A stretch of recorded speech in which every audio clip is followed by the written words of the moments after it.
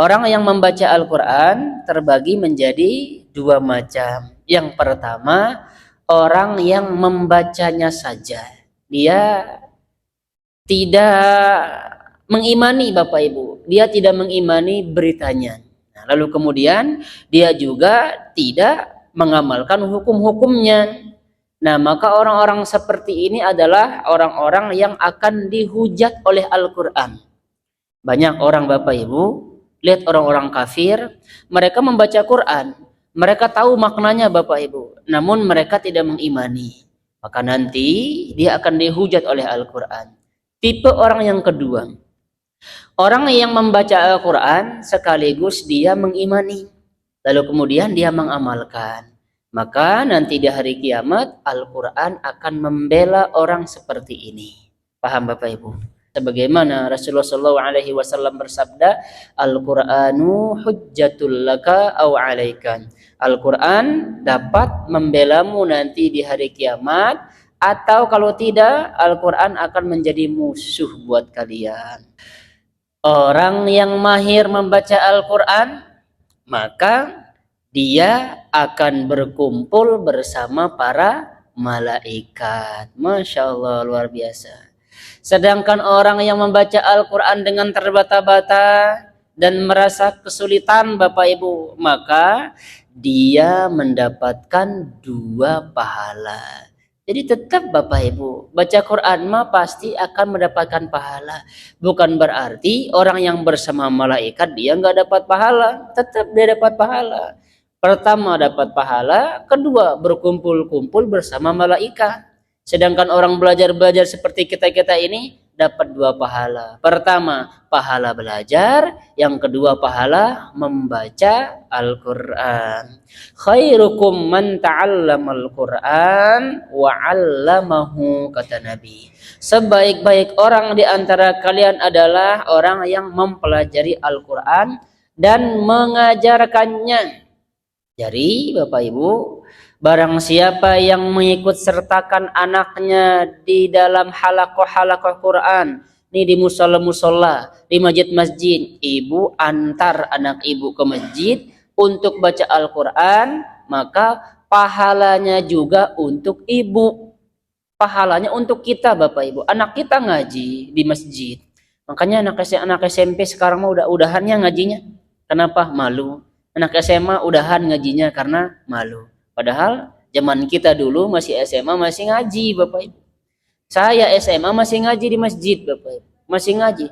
Teman-teman saya itu masih banyak di musola kayak mana namanya ya.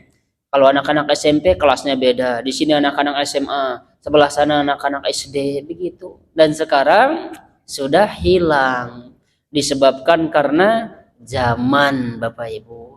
Anak SD juga kelas 5 udah malu sekarang sama Bapak Ibu ngaji di masjid.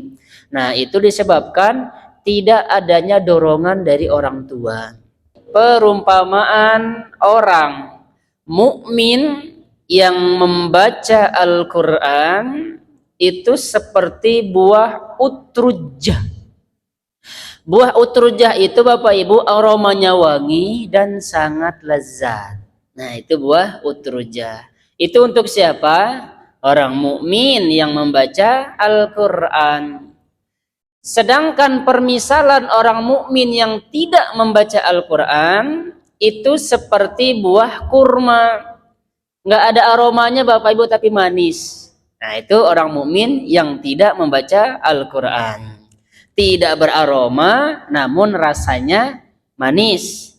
Lalu kemudian yang ketiga, permisalan orang munafik yang membaca Al-Quran seperti buah raihanah. Permisalan apa tadi? Seorang munafik yang membaca Al-Quran seperti buah raihanah.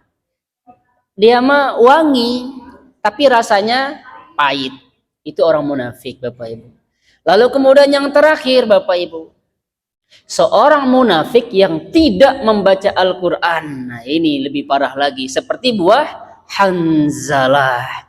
Tidak beraroma dan rasanya juga pahit.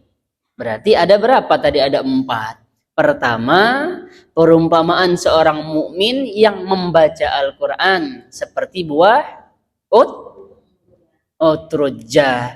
Apa buah utruja itu? Aromanya wangi dan sangat lezat. Yang kedua, seorang mukmin yang tidak membaca Al-Qur'an seperti buah kurma. Enggak ada aromanya tapi manis.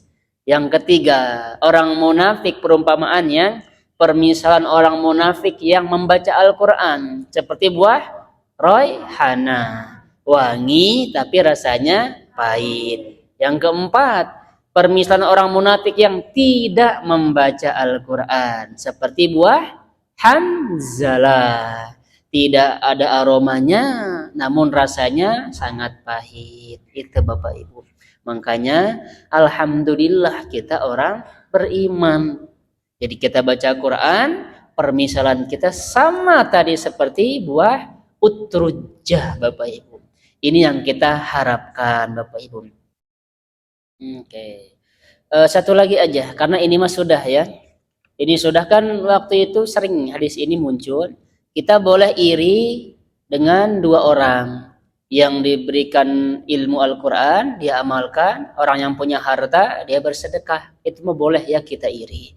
Makanya ini sering saya jelaskan. Kita lanjut saja hadis 1005.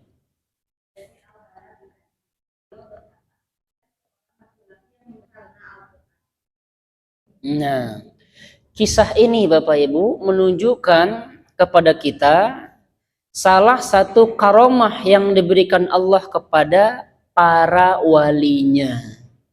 Wali Allah itu yang memiliki karomah. Akan tetapi Bapak Ibu, tidak semua wali punya karomah. Itu mah terserah Allah saja. Ya, jangan mentang-mentang ini ustadz terus dia punya wali, dia punya karomah. Tidak Bapak Ibu, ya. Maka para ulama menyebutkan tentang perkara yang luar biasa ini menjadi tiga atau karomah ini Bapak Ibu. Atau kita bisa sebut perkara yang sangat luar biasa yang diberikan Allah kepada manusia. Bukan mukjizat ya. Ini mah setelah Nabi Bapak Ibu. Yang terbagi menjadi tiga.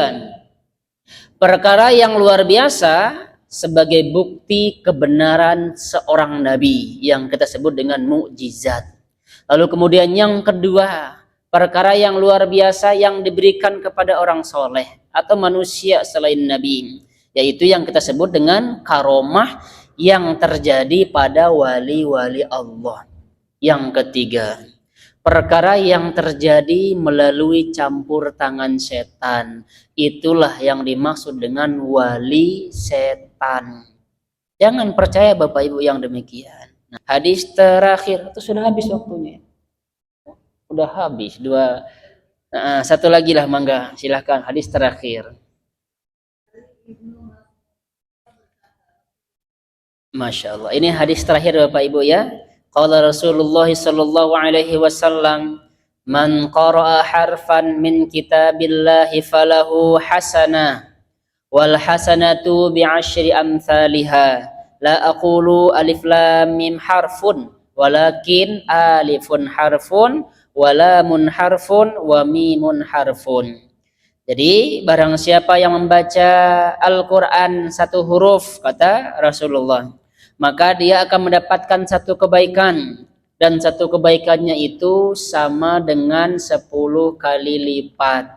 Dan aku tidak mengatakan alif lam mim satu huruf, akan tetapi alif satu huruf, lam satu huruf, mim satu huruf. Jadi kita sudah mendapatkan 30 kebaikan Bapak Ibu. Dari tadi kita sudah baca Al-Quran yang segitu banyaknya hurufnya, maka segitulah pahala kita dikali 10. Karena waktunya sudah habis, ya insya Allah pekan depan kita akan lanjutkan lagi. Mudah